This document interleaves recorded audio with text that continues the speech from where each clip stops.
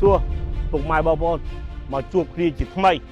សូមណែនាំដីអាជីវកម្មមួយកន្លែងដែលជាប្រភេទដីចំបោះជ្រូកបាទនៅពីក្រោយខ្នងខ្ញុំនេះគឺផ្លូវសង្កាត់សាលាការ៉ៅបាទហើយនៅផ្លូវខាងនេះគឺផ្លូវ7មករា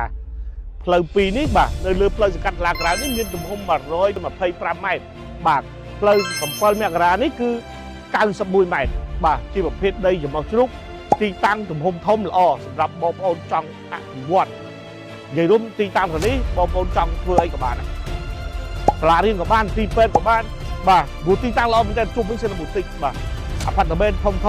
ហើយផ្លូវនេះជាប្រភេទផ្លូវមេបាទផ្លូវនេះពីនេះទៅផាប់ទី1គីឡូកន្លះបាទទីតាំងល្អមែនតើបាទហើយផ្លូវទៅសាលាក្រៅនេះបងប្អូនមើលទៅបាទមនុស្សច្រើនឌូអមែនតើទីតាំងពោពេញទៅដោយសក្តានុពលបាទបូតិកអមតៈបាទហើយគេគឺថាមនុស្សឌូអមកបាទទីតំបន់សក្តានុពលខ្ពស់ចឹងបងប្អូនចាប់អារម្មណ៍អាចចាក់ចូលមកឥឡូវនេះបាទអរគុណសូមជម្រាបលា